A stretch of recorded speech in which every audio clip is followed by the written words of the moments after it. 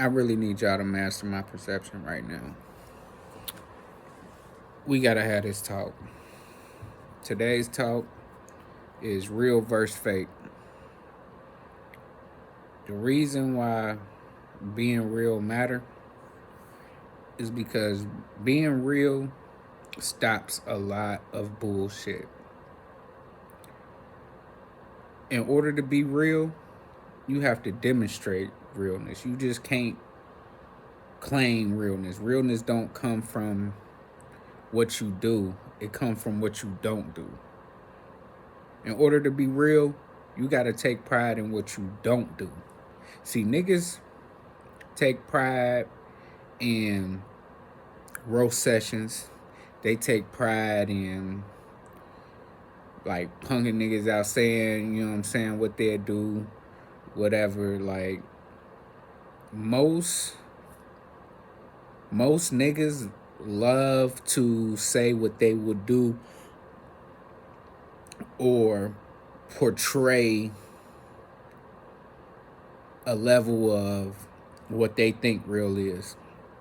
I'm gonna tell you what real is, because you can only be real. I'm just speaking for men. You can only be real if you've been in a man's place, a place for men only. If you ain't never been in a place for men's only, off rip, you ain't real. You ain't even initiated. You unproven. If you ain't never been in a locker room, if you ain't never been in a prison, a jail, never been at a job that's only cut out for men, like I don't know, deep sea fishing, like the ice fishermen's and like it's certain things that's reserved for a man's place and a man's place alone. And if you don't know the guidelines to how to move around men, you is not real off rip. That's cutthroat and dry right there. See, unproven niggas, they like to watch. They like to comment. They take pride in not being on Front Street, but being a commentator on what's happening on Front Street. Real niggas, you can't even get them to give their opinion. Real niggas, as long as it's not affecting them, they don't even want to see it. Story time. Story time. My only trip to the joint, I was in the best shape of my life. I was working out every day.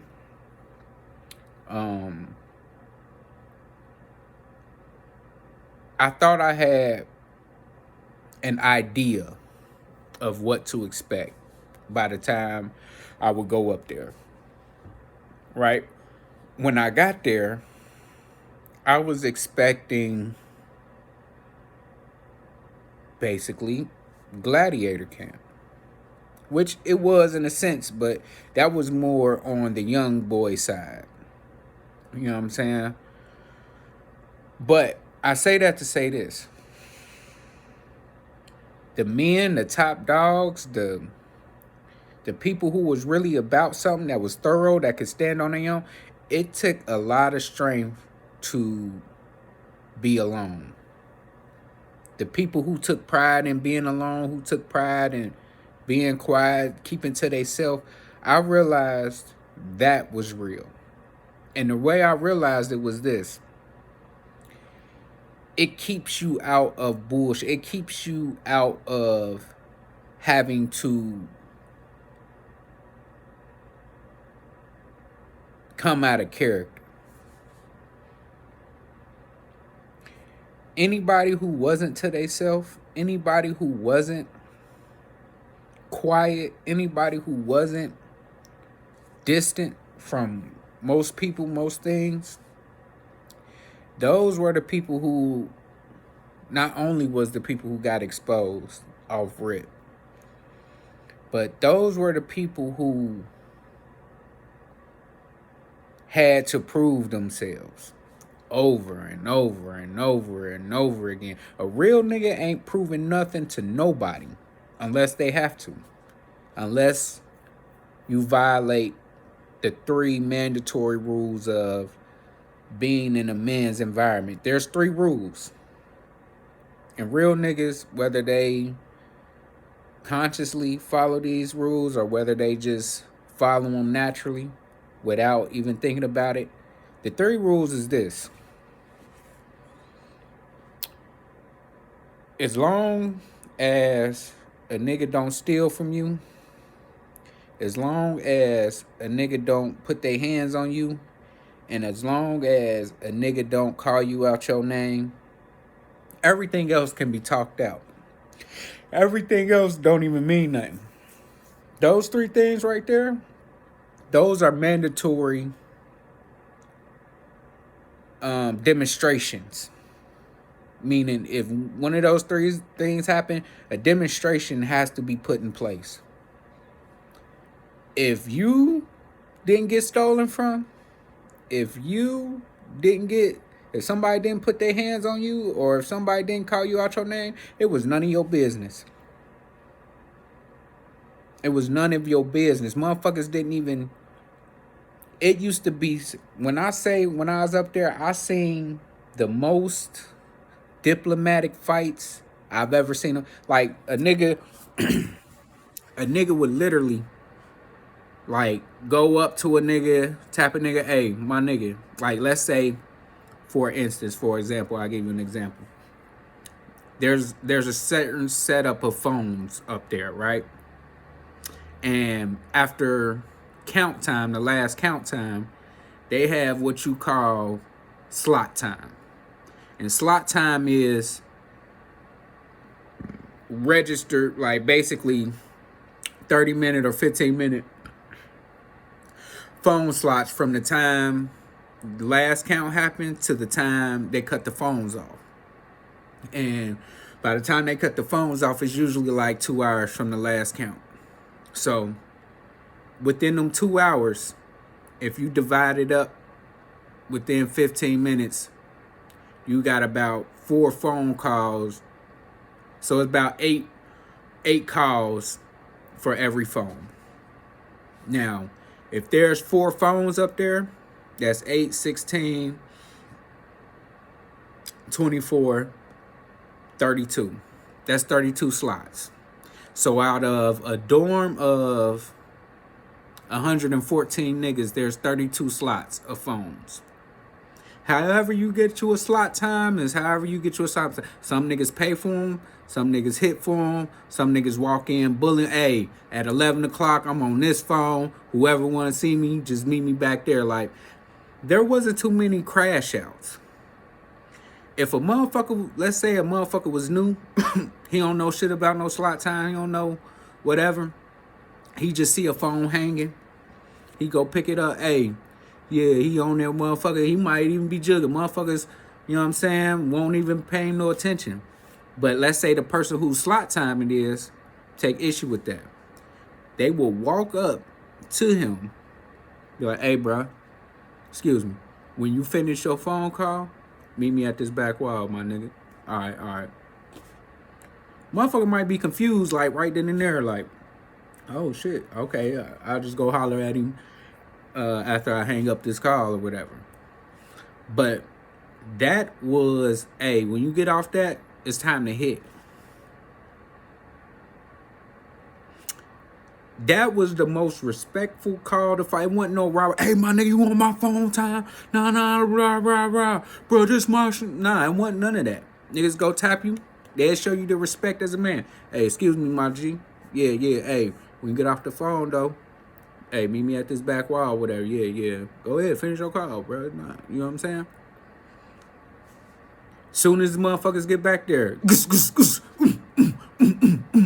and you know what happens? Nobody watches. Niggas don't flock back there. Oh shit, what's going on? Who getting hit? Who fighting? None of that is none of your business. Because if you watching, then motherfucker gon' put you back there. Fuck is you all worried about what's going? Oh, you must want. Oh, you must want some shit then. See, when I see niggas nowadays glorifying wanting to watch fights or whatever, wanting to, what's the word? Instigate fights, I really know they fake. I really know they ain't never been through nothing. Cause shit like that still excite them. Shit like seeing another nigga hurting, seeing another nigga going through getting knocked out, or seeing another nigga down bad, or in that, like poking fun at certain shit, like that, you not at a level of maturity where you could even survive around me. Because that gives off an energy. And the energy is, nigga, who do you think you is? Being real is not about what you do.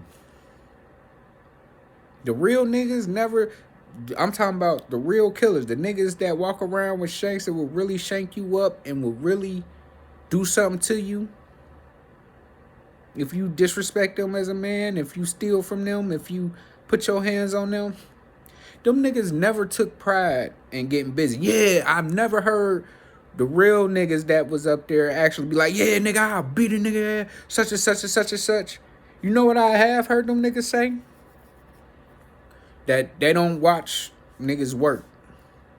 They don't watch niggas go hit. They don't watch, nigga, they talk about what they don't do. I don't get involved in he say, she say. A nigga can't come. That's what I take pride in. It take a real nigga to do that. And in order to do that, you have to see the wisdom in it. Right? Motherfuckers ain't doing that just because they don't want problems or whatever. It keeps you out of shit. Motherfuckers is trying to go home. Motherfuckers got families they trying to get to. Or if they not getting out, motherfuckers want they bid as easy as possible. Motherfuckers ain't got time to be trying to prove that it's, that's why they stay out of shit.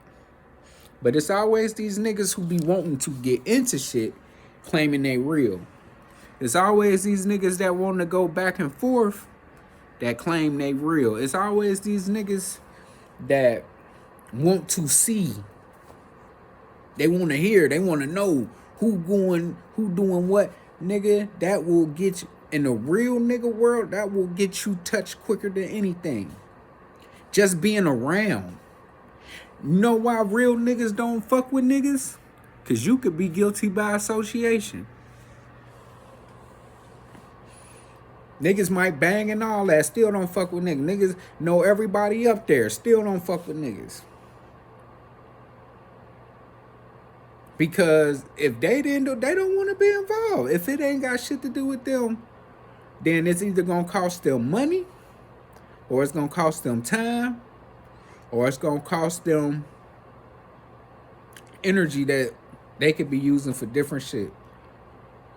Same energy a nigga can use to fight with, a nigga can use to game a bitch on the phone, or you know what I'm saying? Reach out to their family, put that. Certain things create consequences. Well, everything creates consequences, but there are certain things that create consequences for not minding your business. And people who don't mind their business, they get other people into shit. Everybody who want to be around a group of niggas, that's your first red flag. That's not real. You're not strong enough to be by yourself. You don't even know. Honestly, if you have to, like, honestly, I feel like if you still use slang in 2023, you really ain't got shit going on. You ain't never really had to battle them people for real. You probably had you a lawyer, but you never had to be in the law library, if you don't know, if you don't have a in-depth vocabulary, but you can cap on niggas, you's not a real one. If you don't have the mental fortitude, the capacity, the patience to be by yourself and be comfortable with that, you're not a real one. 9 times out of 10, you gonna end up being a nigga that needs somebody with you. Hey, bro, make sure they don't jump me, ass nigga. Hey, bro, such and such saying he wanna fight me, man. I might have to. What you think? Hey, bro, you will come with me to the ass nigga. Hey, you know what the worst part of fake niggas is? Let's say they do go handle their business. They go fight. They go. A fake nigga will brag about the win.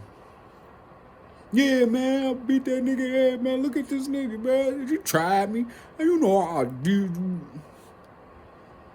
You know what real niggas do? After they fight a nigga or whatever, they look that man in their eye with respect and ask him, bro, we done?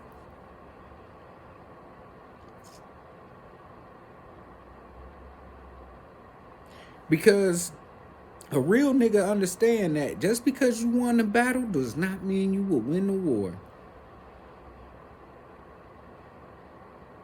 You can't be real without real respect for your environment. Whether he a little nigga, a tall nigga, a fat nigga, a small nigga, a weak nigga, a strong nigga. Real niggas gonna treat them the same because they understand the ripple effects. If I knock a nigga out, yeah, I might get all whatever, but now I have to pay attention to dude. Now I have to work, or now I might have to go to the hole. Now I might have to trust bro with the pack till I get back, or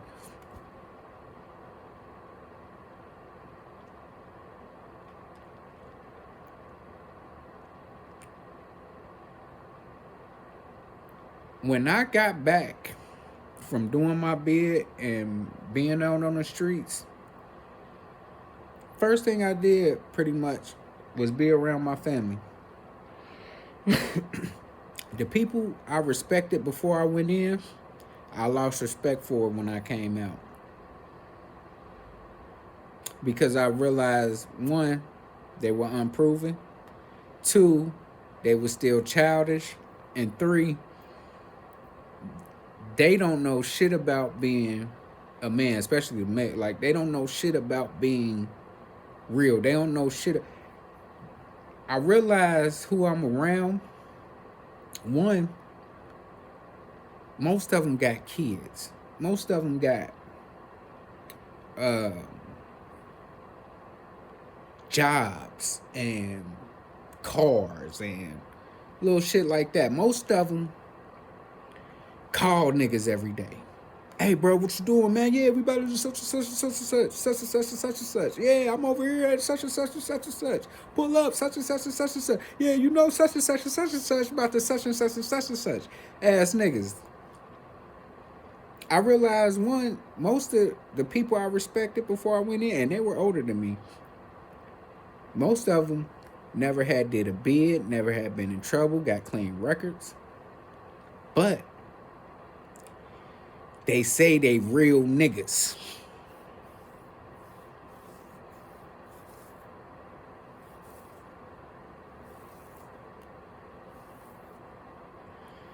When they would get into it with niggas, the first thing they would do is talk. First thing they'll do is say what a nigga won't do. You know what I've noticed they don't do? Is offer. Hey, bro, what you want, to hit or something?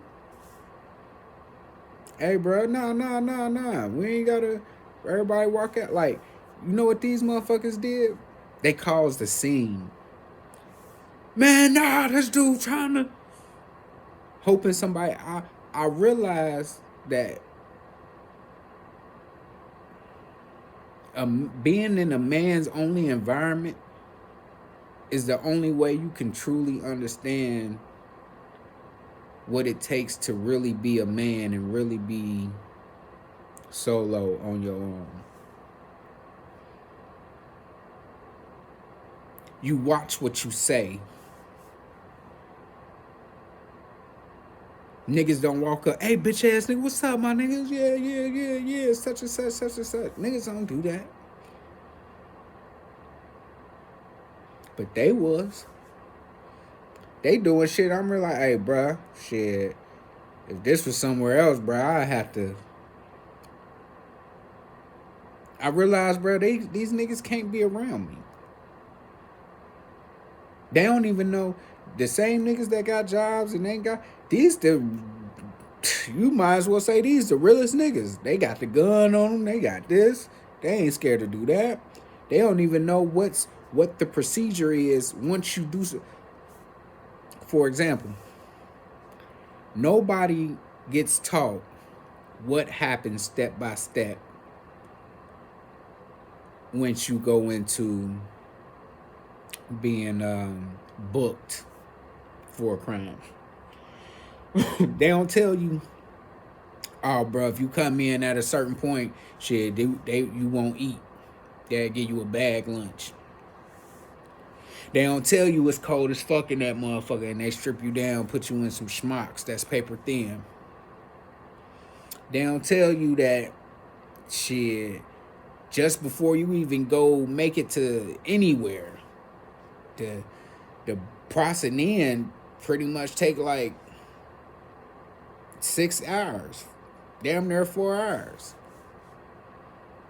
They don't tell you that you get one 60-minute phone call and you won't be able to memorize your phone. Like, you won't be able to really memorize. You won't.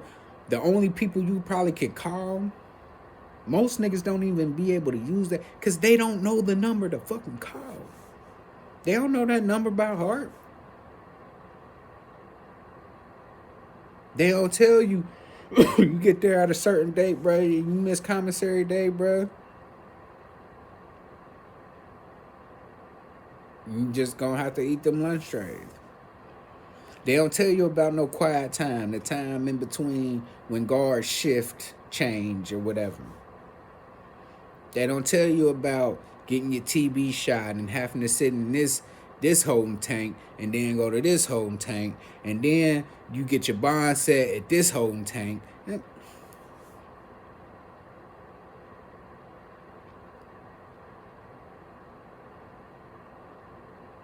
They don't tell you that you don't pick your cellies.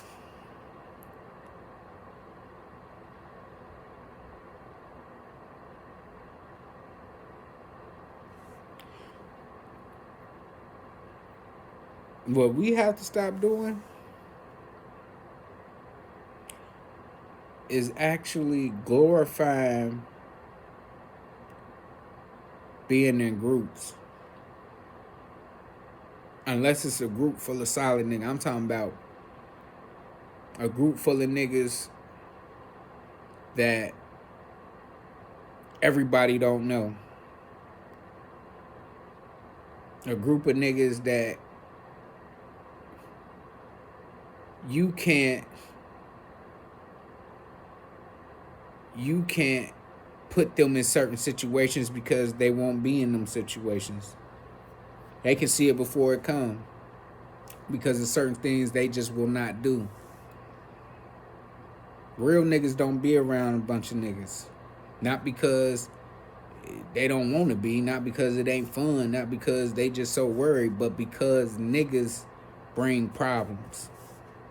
Niggas gotta impress the group. Niggas gotta feel like they smarter than another nigga and they can pull certain shit off.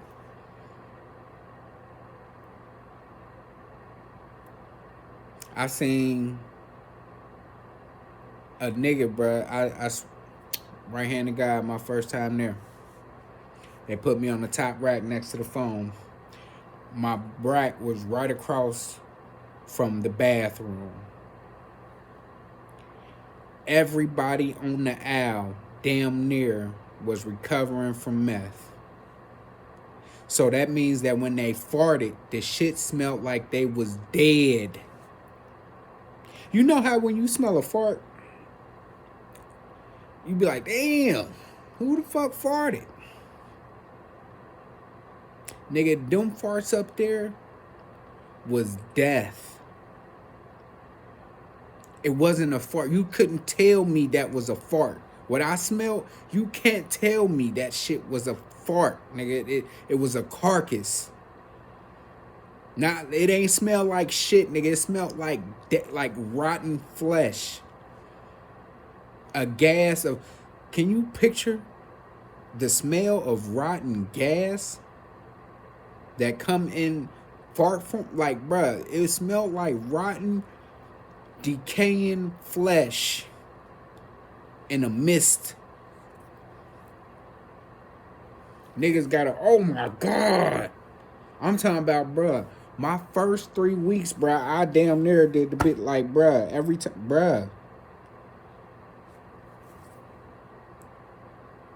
And them motherfuckers up there bringing in so much, bruh, you don't even hear the fart. Motherfucker, you don't even know. That motherfucker just smell like dead. Like, you just, I knew right then and there, bruh. Oh, this shit off the chain.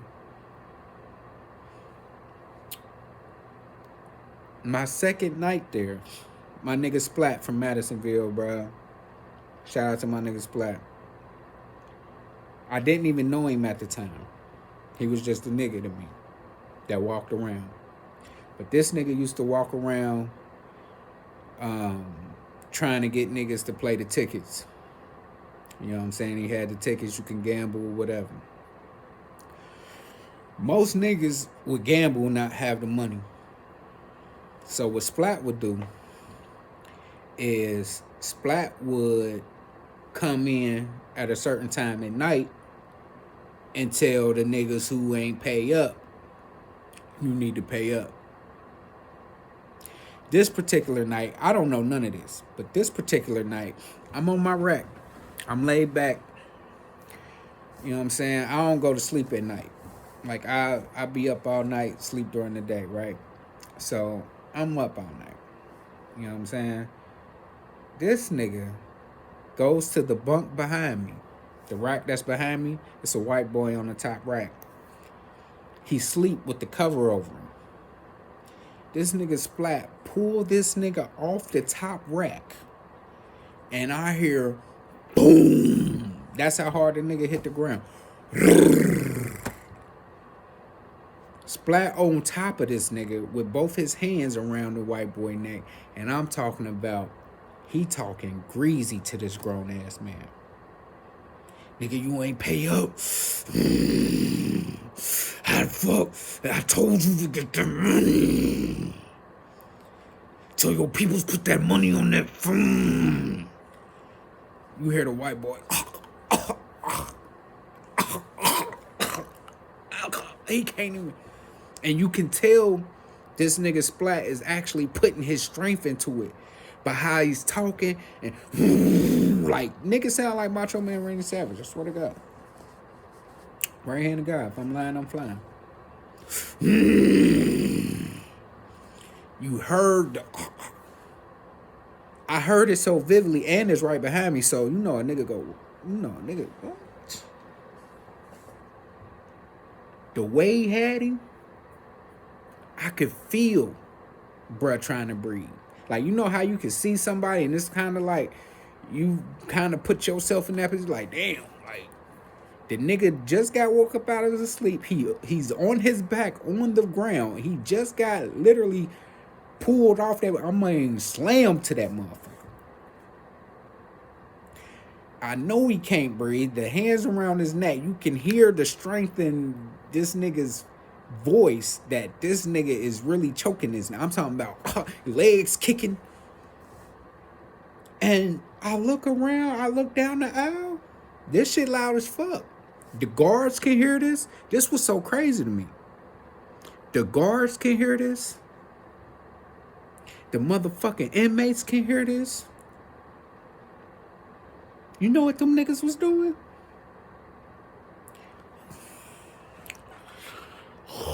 Some niggas leaned over, looked, and put the cover right over their head like this, went back to, they ain't even care. It ain't involved them. Ain't nobody run over there, oh damn, who over here hitting? You ain't hear niggas whispering like, hey man, you know they down there. Every other fight I had, because I had fights in the county, every other fight, niggas run to see who fighting. Niggas run to, not nobody moved. Niggas wasn't even worried about themselves. Like shit, that shit ain't happening to me, nigga. Fuck that shit. Like, I said, damn, bro might die. I ain't think Splat was gonna let go. On God.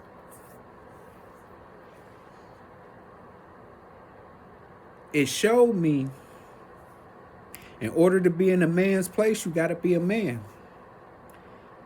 You can't be no kid running and seeing it. You would involve yourself in something that ain't got shit to do with you. Ain't nobody come for that motherfucker's aid. Ain't nobody move around. Niggas act like they ain't even hear the shit. It was impossible not to. It was impossible not to hear the like, it was impossible. The guards heard it, nigga. The guards heard it. What's so crazy? The nigga Splat ain't even in our dorm. This nigga came from a whole nother dorm. So they had to let him in. And my head is like, bruh, that nigga could have came in and got anybody. Niggas sleep. He could have came in and got anybody. Niggas ain't paid no mind. As long as it wasn't them, they did not give a fuck. They didn't care who it was choking. It was just another day. This like my second day, and I'm like, God damn. Only thing I'm thinking about is, boy, if that shit would have happened to me.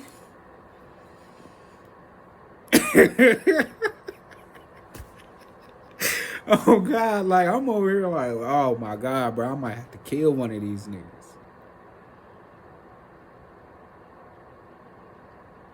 And that's how serious it is. It's so serious that you don't even get into it with another man. That's them, that's they shit. What's so crazy is Splat best friend, which his name Boss, my nigga from Columbus, he sleep on the bottom rack next to the nigga he choking out. Them two niggas, from the time I got there, I never seen them niggas not without each other. That nigga Boss didn't even look over. You know he recognized his boy's voice and shit. Man, that nigga ain't, bruh. Even as close as they were, that's they shit.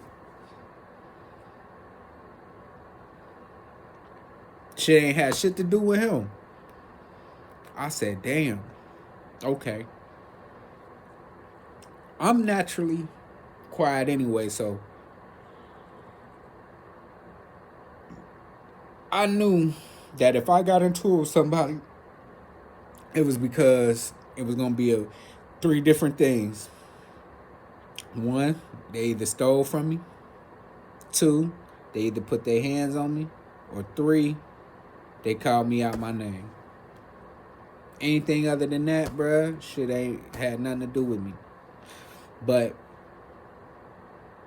the thing I realized is people will risk their safety by gambling, by doing he say she shit, he say she say shit.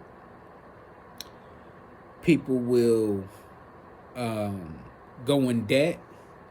Some niggas just couldn't go without a honey bun. Do you know how I mean? I've seen niggas run up debt because they can't go without a honey bun, especially them recovering motherfuckers that's on the Suboxone strip, and motherfuckers that's doing their little 1-2 in that motherfucker. I'm talking about the white boy. They can't go without no sweets. They'll go in debt. They'll go borrow a honey bun from here, a honey bun from there, gotta pay 2 honey buns back or 3 honey buns back. You know what I'm saying? They'll build it up so much, and then by the time store day come and they ain't got that money on their books, a nigga like Splat gonna come, you know what I'm saying? And they ain't care. But that's how you separated the real from the fake.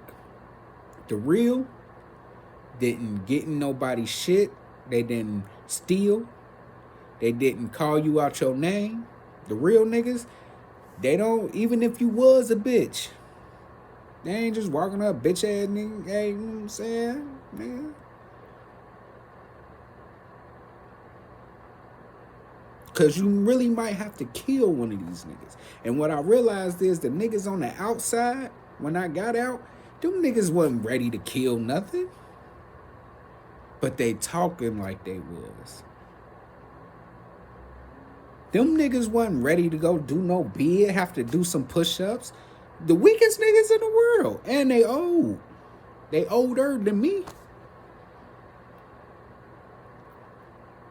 But I'm hearing them talk like gangsters. I had to cut them off. Cause real is real, fake is fake. These the niggas that, man, I'll fuck him up, bro. He don't want no. Just be the same niggas, hey, bro, make sure I don't get, hey, bro, you got, let me hold your gun, man. You know I got beef over it. Same niggas that'll be asking for shit. You know, a real man, if he ain't got it, he'll just go without it.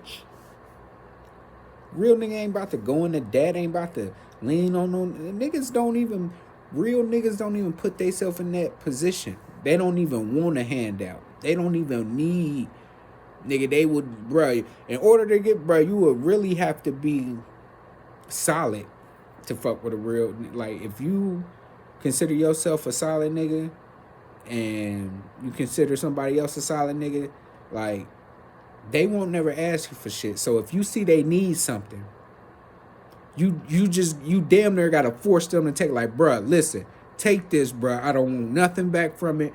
Bruh, I know you ain't gonna take it, bruh. Just take it.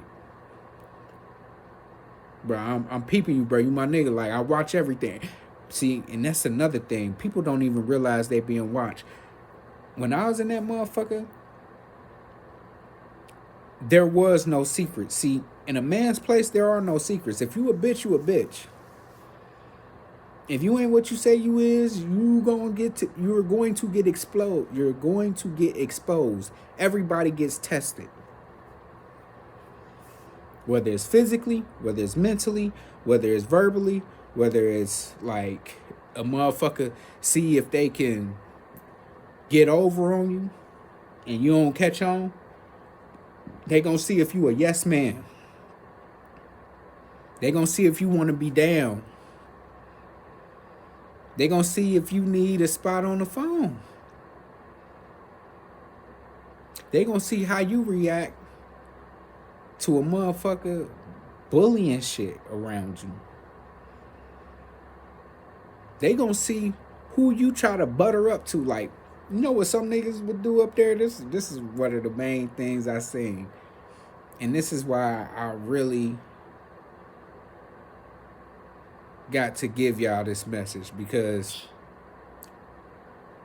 these fake niggas, they blend in so well. You would think a nigga really who they say they is till you all get around each other and there's no secrets.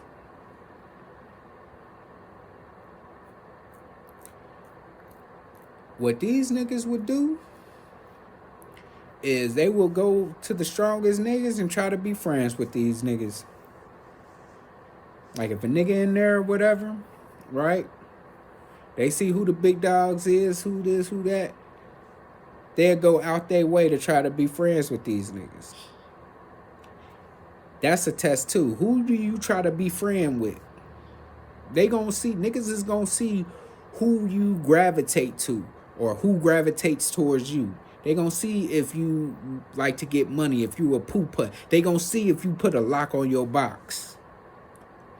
The same niggas I got out and they was talking like crazy would be the same niggas buying a lock and literally locking they box and turning the lock so in order to go in their box, these niggas would literally, you know how you do the combination code, they'll spin it 3 times, then spin it this way, and then spin, worried about niggas stealing from them.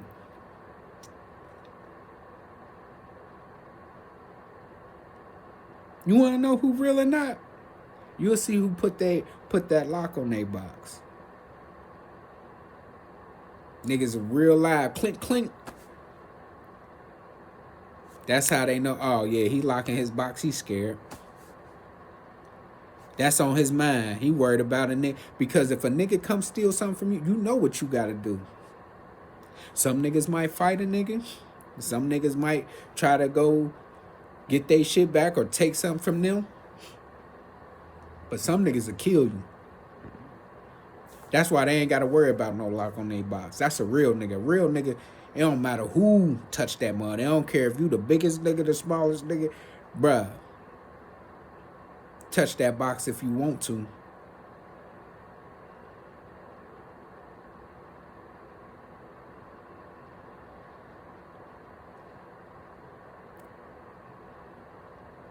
Slang. Oh, not only slang, that shower will show you who's a real nigga too. Niggas start skipping showers down. They worried about being, cause it's fucked up in there. I ain't gonna lie. It's an eye opener. You get in that bitch, and the showers are open. It's like a real car wash in that bitch. Ain't no dividers. It's just like that with the toilets too. Ain't no dividers. Nigga, you literally gotta keep your head straight. Grown ass, naked ass men lathering like, bruh. You literally gotta hold your shit up like this and walk past some shit. You gotta be in the shower and act like you don't see other, you know what I'm saying? Motherfuckers can't handle that. Especially the young boys. These young boys, you couldn't get them in the shower. They'll go hoop, play basketball. These niggas was real Vikings, bro. These young niggas, the same niggas that'll shoot a nigga, kill, you know what I'm saying, on the streets. They won't get in that shit. They will not fight them alligators and them sharks. They're not touching that water. Because in the back of their mind, nigga. But if a nigga try you, bro, you know what you gotta do. You gotta kill him. The nigga over here eyeballing you in the shower and you naked. Bruh, you can't, hey, bro, what you looking there? Nah, you better go kill that nigga. You got the heart for that?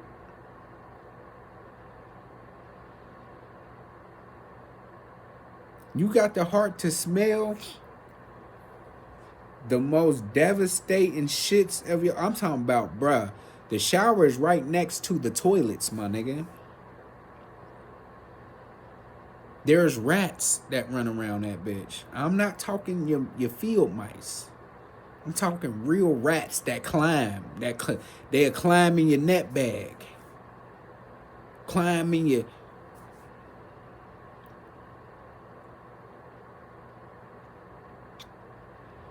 These unproven ass niggas. I get out here, bruh. I'm talking about niggas capping on niggas. And in my head, bruh, that'll get you killed.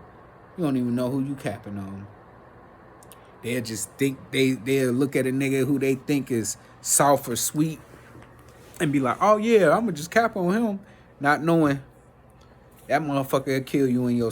Bruh, one of the sickest things I ever seen, they got this shit with the oatmeal. They put water in oatmeal, my nigga. And they put that motherfucker, they put water, oatmeal, baby oil. Matter of fact, I don't even think they use water. It's like baby meal, oatmeal. Whip that shit up in the motherfucking microwave, my nigga. Get that shit hot.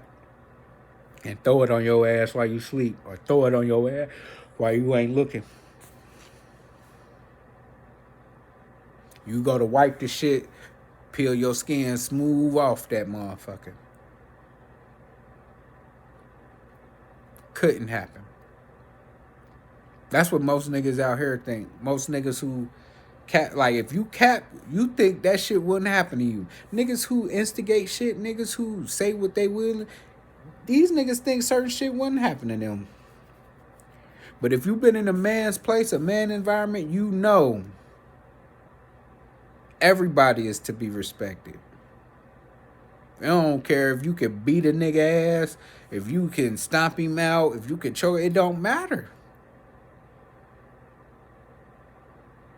Because you never know what a nigga is thinking. You never know what a nigga is plotting. Bruh, a motherfucker will come up with a way to get you, bruh.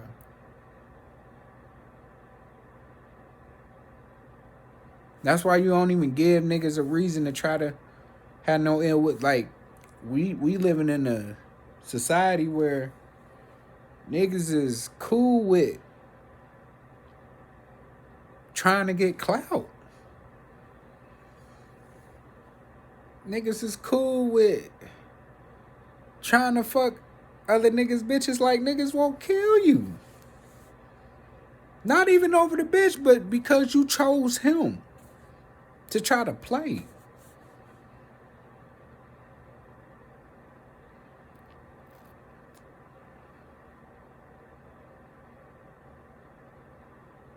I done seen niggas who I thought was real do some gay shit, duck the fades,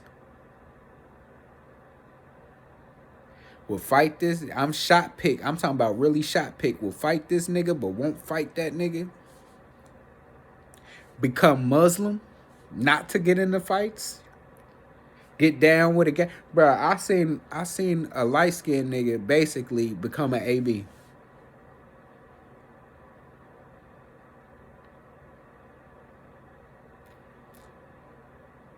Just to get down with somebody. And the reason he became an AB is because it was easier for him to be cool with white boys than it was to be cool with niggas. Because niggas gonna test you. You come in there and you ain't organized and you ain't demonstrating the fact that you can keep clean clothes and you stay out of nigga face. Like if you start talking off rip, you come in that bitch and you start talking off, you better be ready to get into it with niggas. You looking to make friends as soon as you get in that bitch, you might as well get ready to bite down on the mouthpiece. Because that's how they draw you. Niggas real niggas in. I've seen the coldest plays ever.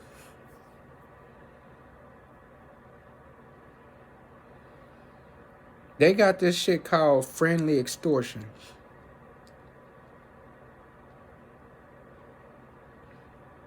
They see a nigga looking for friends, asking questions, trying to get down. You know what they'll do? Hey, bro, shit, man, come.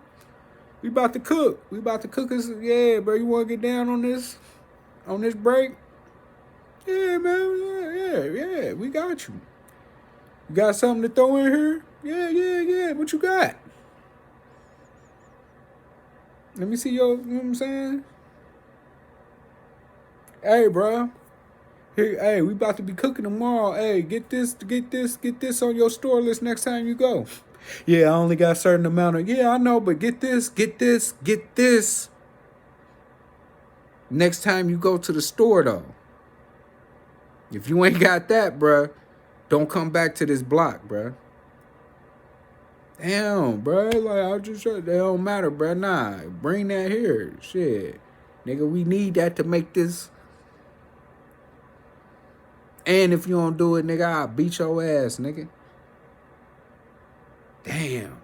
Nigga threatening. Damn. Nigga over here confused because, shit, this was just your nigga. He was just giving you shots of coffee and... All right, bro, fuck it. I'm going to get it. Still be cool with a nigga that just threatened to beat your ass if you don't do... Like, bro, niggas will get friendly and story. Call this nigga your friend. Yeah, you know that's my... They act like nah, but if you don't do what we say you better do, we gonna beat your ass. But if you do what we tell you, we can be friends. We friends. We friends until you act like you not gonna do what I say you gonna do though.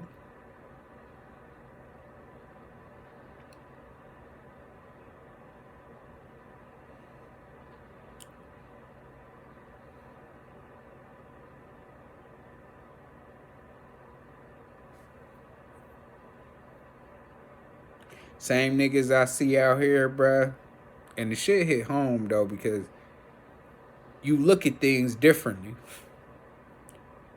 Once you know yourself and you know what you will do and what you won't do, and you see the world way different. I'm looking at my uncles like, damn, these niggas ain't even men. They grown, but they ain't men. A man is prepared.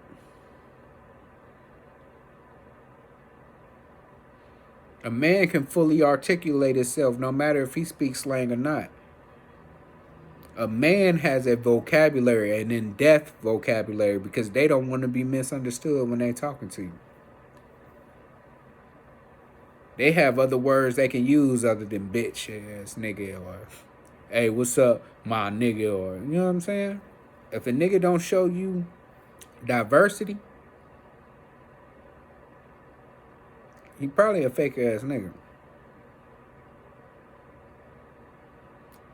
If a nigga trying to get clout, he probably a fake ass nigga. If the nigga capping on niggas, he's probably a fake ass. Like, it's different when you got your own clique of niggas and y'all, you know what I'm saying? But if you just capping on niggas you don't know, oh yeah. You still young. You still green around the ears. Can't be around me.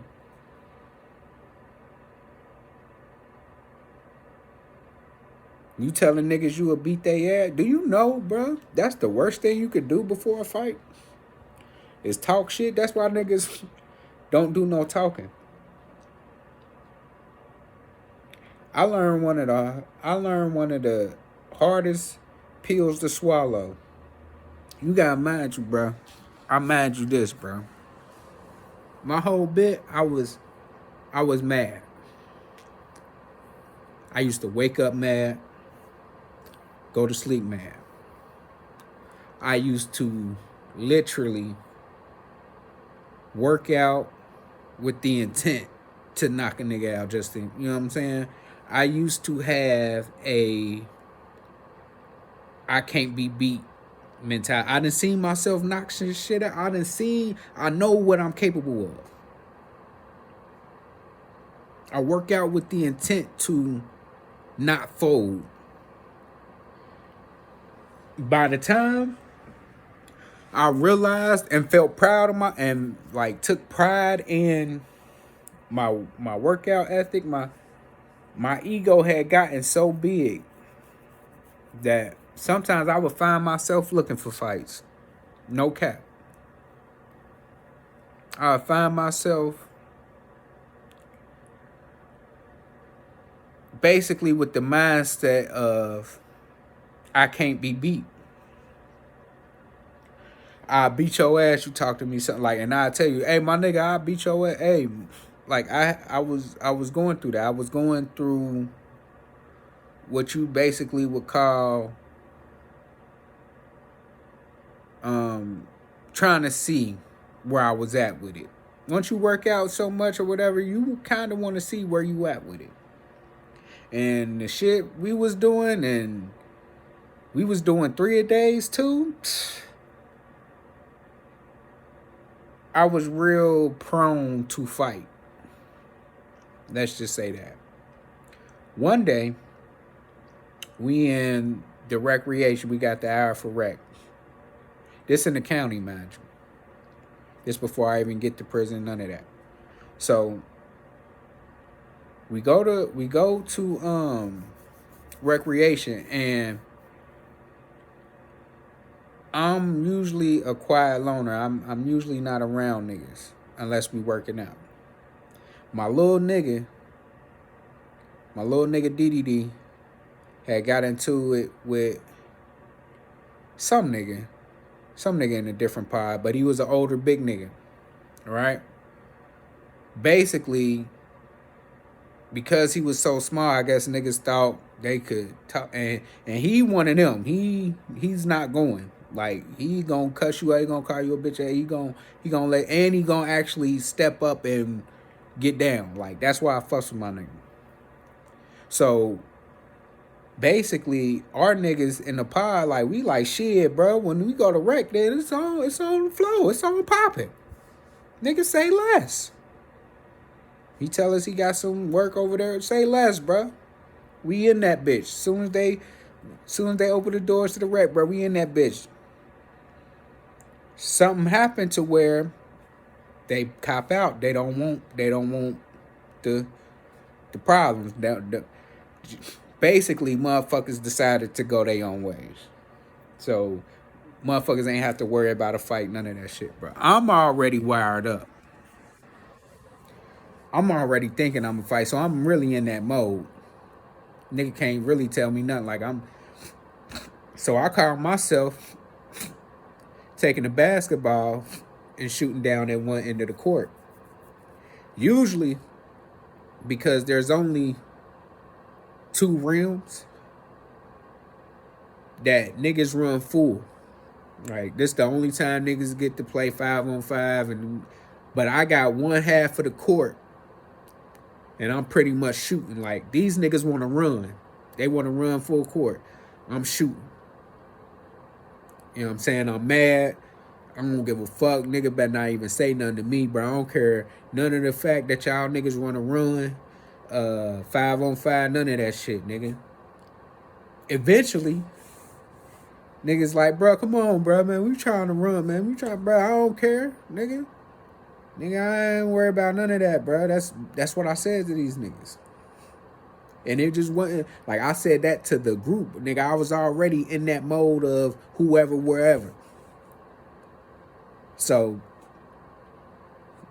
one of the young boys, and he big as hell, my nigga Scoop, man. Shout out to my nigga Scoop. Because we end up patching it up after this. And this was a real eye-opening lesson for me. Scoop, big as hell for a young nigga. Big as fuck. You hear me? Nigga like 6'6", 6'4", some shit like that. He tall. And he big. Like, he like 260, 250, some shit like that. Like, he's a big young boy. Mind you, where I'm at with it, I feel as long as I can touch your nigga jaw, like, if I can get a punch off, I can get a knockout. Like, I'm not really worried about size or none of that shit. Like, but Scoop come and say, bruh, man, what's up then? Nigga, I couldn't believe a nigga even what? What's up? I dropped the ball. I run towards him. He tall. So I gotta jump in the air. Like I'm going for the knockout, straight off rip. It ain't even no, like, I'm so mad, you hear me? That he even said, what's up then? That I just, bruh, I know I'm about to knock him out. You not hearing me. I've already, like, bruh, I'm in the best, bruh. I knew for a fact. And I was going to, it was going to take me 2 punches. Easy. I done been in this situation before. I done fought tall niggas. I done fought, bruh, it's an easy win. I know it's an easy win. I'm so mad. I go to swing at this now, and I gotta jump because he tall. Like, I work up to him. I throw the first punch. Like, I don't even wait on niggas to throw a punch. None of that. I'm not worried about you hitting me. I'm not. If you hit this shit, you can have it. I ain't never worried about being no pretty. I ain't never been a pretty nigga. I ain't never been a handsome nigga. You hit this shit, you can have it, my nigga. I swing this punch, bruh. I didn't even see the counter. Next thing I know, I'm sliding on my ass, like I'm sliding back on my ass. I did not even feel the pain. The pain didn't even register to me. The fact that I was on the ground, on my like literally, my legs were stretched out like that.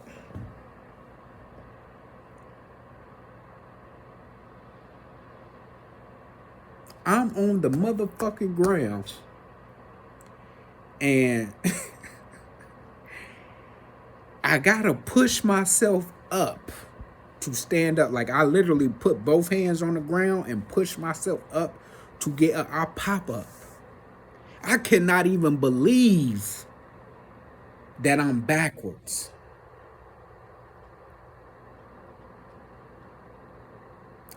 If I'm lying, I'm flying.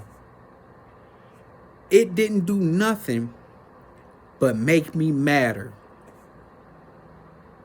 I pop up, my nigga. It ain't even take me 3 seconds, 2 seconds to pop up. I ain't even feel no pain, none of that. I run back up to this nigga. I'm really about to knock this nigga the fuck out now. What? And what?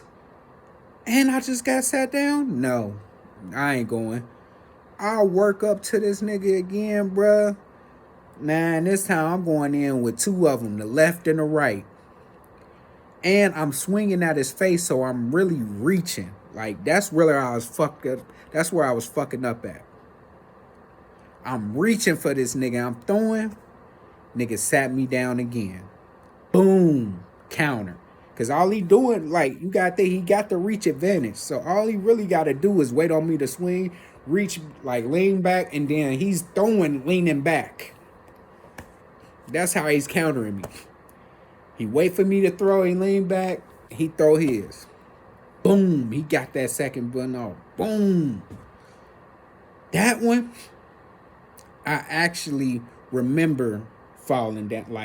Like he sat me down again. Like basically his punches is thrusting me backwards, but I'm falling on my ass though. Like I'm not falling like on my back. I'm falling straight on my ass and I'm sliding back.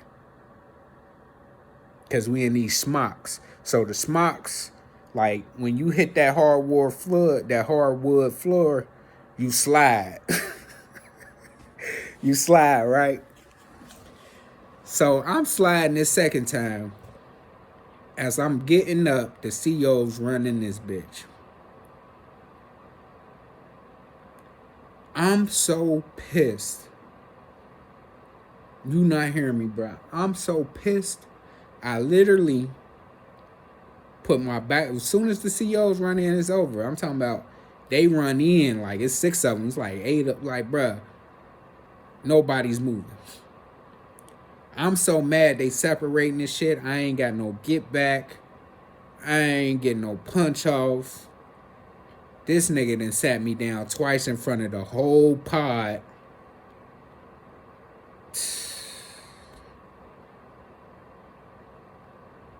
I was so mad I put my back against the wall. I sat down, bruh. The biggest important lesson I learned in life right there was it don't matter how hard you hit. It don't matter how tough you think you is. It don't matter how good at fighting you is. The worst thing you can do is fight mad. I had to learn that. As good as a fighter I was, as hard as I hit, because I hit hard, I still got countered twice because I was blinded by rage. I wanted to fight so bad and end up losing it.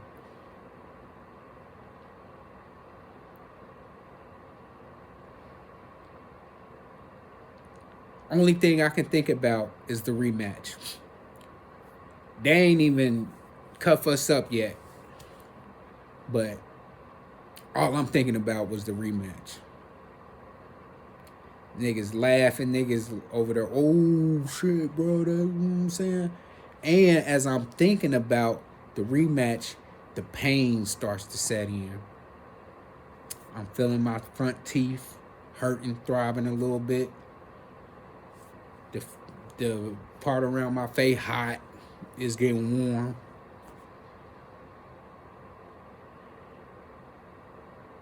They walked us up out that gym, bruh. They kept us on the same floor, right? I'm fighting an attempted murder case. I'm facing 14 years. If you've ever had a high profile case, a case that make the news, a violent one at that, you understand that making sure that your people's on the outside is keeping up with your lawyer and what the lawyer, like, that shit is key. Especially if you're taking it to trial. And I took mine to trial. 8-day trial, 3-day deliberation. All 12 came back not guilty. But before we got to trial, bro, I could not afford to get into. I had already been in the hole so many times, and this is right before my trial is set to begin. Like, we already set it for trial. So basically, depending on what consequences they was gonna give out, was gonna determine if I had to fight trial from the hole, if I was gonna be able to, because from the hole you can't use the phone. You on phone restriction. You can't really keep up with the lawyer, or, you know what I'm saying? Like, they literally have to come in to see you. So I got trial hanging. I'm about to see what they talking about with this with this fight shit. Like, what they gonna do, if they gonna move us, if they gonna not. Right? I'm dealing with the fact that I just lost a fight that I knew I could win. I'm dealing with the fact that I lost it in front of everybody. I'm dealing with the fact that in order for me to even come back from this, like, in my mind, is I'm gonna have to make an example. The CEOs come in, they say, look, bro, the hole is filled right now. So what we gonna do is we gonna get y'all niggas, as long as y'all was cool, because the way you beat certain fighting charges is you gotta say y'all was horse playing, right? If y'all both agree y'all was horse playing, they don't split y'all up. They just count it as, oh, it's rough play. There's actually a horse playing thing that they would give you with, okay, y'all horse playing, such and such and such. He said we was horse playing, I said we was horse playing. So they kept us on the same floor. So we had to sit in our cells like 3 or 5 days, like on cell restriction, while everybody else get to go out, you know what I'm saying? The whole time, I'm throwing at least 6,000 punches a day. All I'm thinking about is this rematch. All I'm thinking about is, oh, bruh, next time we go to rec, bruh, I can't fight mad. I can't, like, I'm really replaying everything, and I'm seeing where I fucked up at. I'm seeing that I was fighting mad. I wasn't relaxed. He was countering me because I'm reaching. Like, I'm replaying the whole shit back in my head, and I'm preparing myself for the next bout, right? So, as I'm doing these 5 days lock-in, they let you come out to get your tray and then go back to your cell when they serve chow. I'm talking about, bruh, this nigga would come out, get his tray, they going, oh, school, bro, my nigga, hey, bro, yeah. Like, nigga like, man, that's cool. Like, he ain't even really like, you know what I'm saying? He blowing it off like, man, bro, don't, come on, bro, y'all tripping, bro. Like, that's pissing me off even more. Oh my God. I go out, get my tray, nigga like, oh yeah, this nigga that got hit. They like, oh yeah, that's bro that got slid twice. Mind you, bro, I never lost a fight up until that. I probably had like 3. I done fought a CEO, I done fought a, you know what I'm saying? I done fought certain, like, I done had some fights, nigga. I ain't never lost one. And on top of that, I'm like at least top 3 in the workout, niggas. Like, out workout damn near everybody except for the niggas that's coming from it. Like them niggas was on a different level. I ain't gonna lie. It was like 2 of them. You know what I'm saying? But I'm at least top 3 as far as workouts. For 214, all muscle. What? Man, bruh, can do 1,000 push-ups in an hour perfectly. Chest touch the ground, arms already locked, all the way locked out. Can do them easy. I'm talking about, bruh, I was running the workout. Like, you know how niggas work out together? Like, bruh, I'm leading the workout. Niggas can't, I'm tapping niggas out. Tapping niggas in shape out. Tapping them out. Arms Linguini. I'm still like, bruh, that was the hardest pill I had to swallow.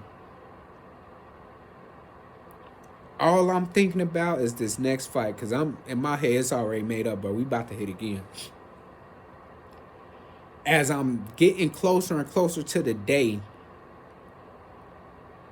something is telling me, bruh, if you fight, bruh, you going to the hole, bruh. That you done already had a fight, they done already seen y'all fight.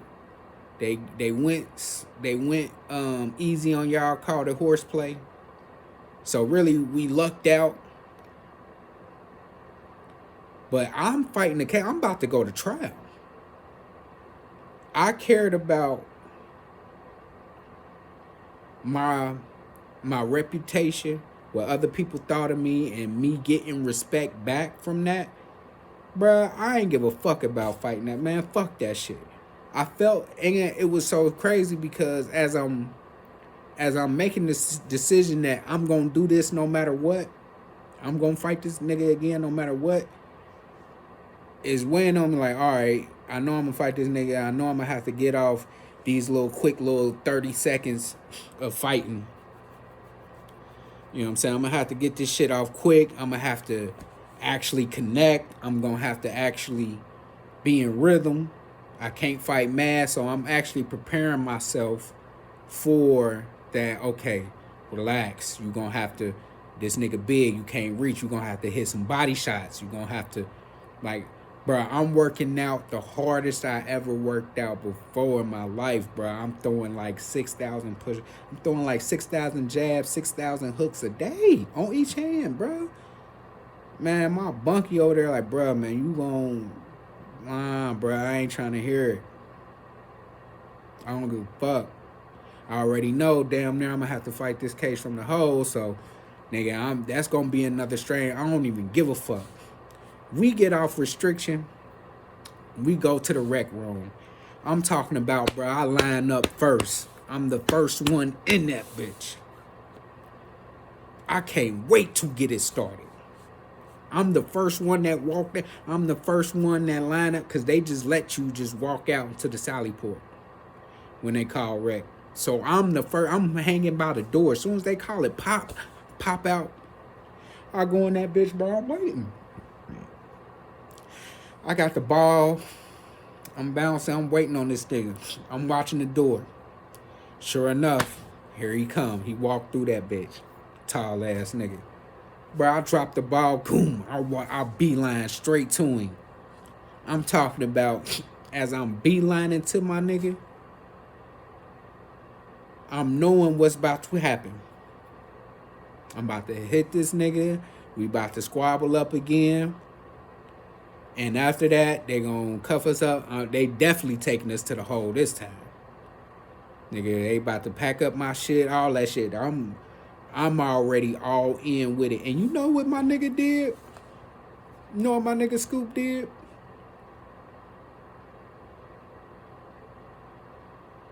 As I walk up to this nigga, my nigga say, bruh, I don't want to fight. My bad, bruh. I was going through some shit, bro. I'm cool, bro. I don't want no smoke, bro. It literally took all the. I'm like, damn. He just offered me an out. Because the only thing I can think about is, bro, I got to do this for my respect. I got to fight this now. I got to get my get back. For my respect, because everybody's looking at me like I'm a whole ass nigga. Everybody looking at me like I can't fight. Like, in my head, I got to do this. And my nigga say, as calm as day, bro. He put his hand, bro, listen, bro, I don't want to fight, bro. I don't, bro. That was my fault. You know what I'm saying? Bruh, as mad as I was, as geared up as I was to fight, I just did all my training to fight this nigga. I could not do nothing but respect that. And what I did was, not only did I take that as, bruh, I said, these was my exact words to him. I can respect that, bruh. It was my fault anyway. I was tripping, bro. We good, fuck it. We dapped it up right there, bro. Nigga been my nigga since then. I end up beating my case. I really feel like in my heart, if we'd have just got to hitting and whatever, I really feel like I'd have lost that case, because I'd have had to fight that case from the hole. I'd have had to go back and forth to court, and that's already we'll get into that. That'll be a different story time of how to process it, because that shit was so crazy. Like, just how you pick your jurors, how you know what I'm saying? You got to get the camp, bro. So much shit that go in there. But when he did that, bro, he literally earned my respect. Like, as a man, I'm ready to fight this nigga. All I can think about is fight, bruh. I don't want to, bruh. It was my fault, man. I apologize, bruh. What? Nah, bruh. I respect that. It was my fault. I apologize. Like, young boy, more mature than me. Cause I'm telling you, all I can think about is what other people thinking or whatever people saying about me. Like, what? Nothing gonna stop me from getting that get back. I was ready to risk it all, risk having the chance to fight my case, risk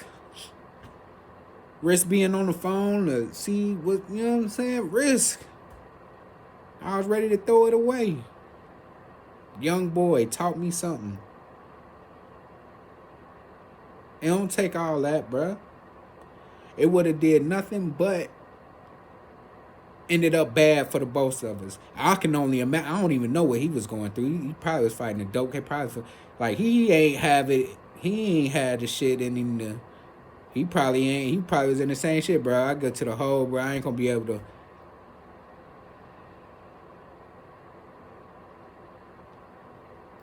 I've had fights after that. After that, all my fights was in the joint. Was in big boy prison. And I won them all because of what I learned in that loss. Me losing that fight literally made me a man. The biggest two lessons I learned from that: never fight mad. And if a nigga give you an out, take it. Hell, you can offer a nigga an out. Especially if it ain't over nothing. That nigga didn't disrespect me as a man. He put his hands on me. But we agreed to fight before. It ain't like he just came up and stole on me and was like, nigga said, what I said, oh, what's that like? You know what I'm saying? Nigga ain't steal. Nigga ain't call me no bitch. Like, nigga offered it out, bro. I don't want to fight, bro. It was my fault. Bro, I don't want no issue. It's damn near felt like, yeah, I probably won the first one, probably because, you know what I'm saying? But shit, who knows how that second one, like, it just showed me a character that I was not expecting, bro. He literally showed me, like, damn, you ain't got to put on for these niggas. He apologized in front of everybody. He ain't over here, man, bro, it was your fault. It was, niggas like, bro, listen, you can't do nothing but respect that. I took that with me everywhere I went, bro. And this ain't no boasting or nothing, bro. I won every fight after that. Because if I fought, it was for something. and I didn't care what other people thought, and it was more of I had a higher understanding of what's important. If it's not one of those three things, like a nigga just hit you clean off rip, nigga call you a bitch, or a nigga steal from you, bruh, I can offer a nigga out, hey, bruh. Now we can, like, in the way I do it is, bruh, like, bruh, what you want to hit? Like, you know what I'm saying? If not, bruh, we can leave it at that. Like, bruh, or we could, like, now I explain, like, bruh, this was this, this was this. Now we can leave it at that, or we can get this work, like, but I never felt like I had to fight to protect a reputation again. I never felt like I had to fight to either show niggas I can fight, or like that shit was gone. The little 4 fights I had after that, bro, won them all cleanly. And I apologized to the niggas after it was all said and done. I didn't take pride in winning, because I realized you can lose just as well. I never talk shit. I never said, hey, bro, I'll beat your ass. Hey, bro, such and such. I never put on that bravado. I never tried to impress niggas. I never let somebody else's situation get me mad to the point that I wanted to fight again. Mad Scoop, if you ever see this, bro, shout out to you. Shout out my nigga Splat if y'all ever see this, man. Like, it just opened my eyes to how I was moving and how I was thinking. And the way I was thinking was, these niggas' opinions matter. And they did to a certain point, but not to the point where I have to go out my way to be entertainment. I have to go out my way to prove something to nigga. No. One thing about me,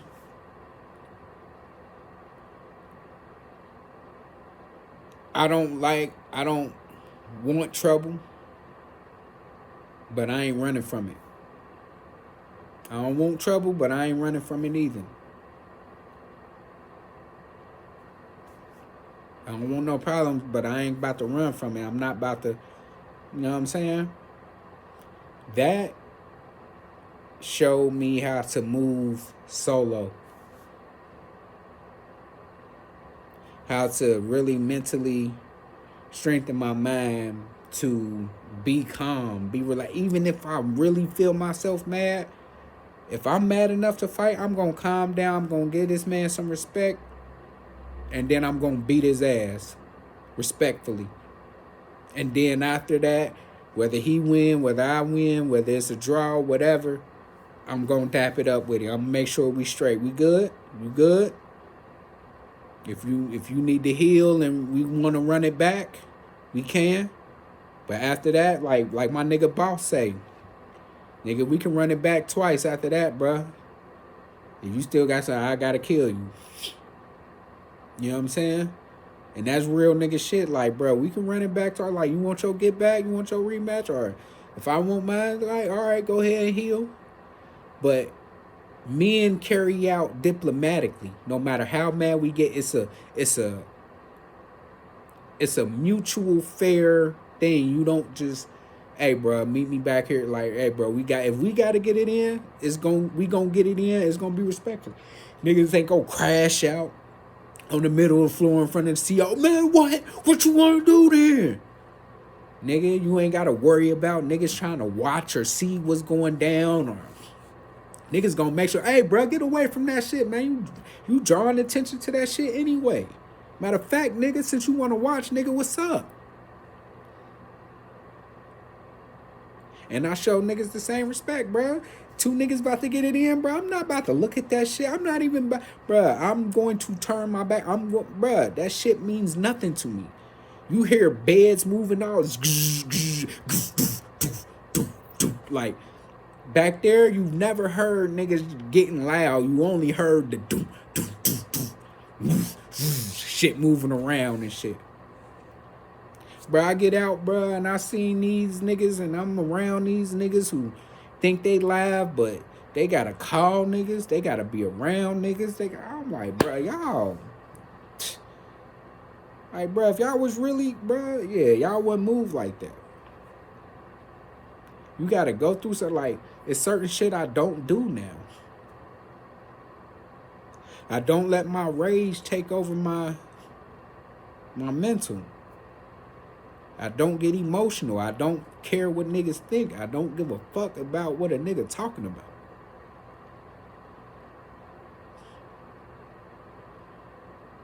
And that's the best thing I could have did. It's best, bro. It really, I'm glad because it saved me a lot of situations that peer pressure could easily have led me into. And I learned that from a young boy. So I'm gonna leave it there, man. If you real, be real. If you fake, watch and learn and listen. Stop instigating it, perpetrating it, all that shit. Like, comment, subscribe. Peace.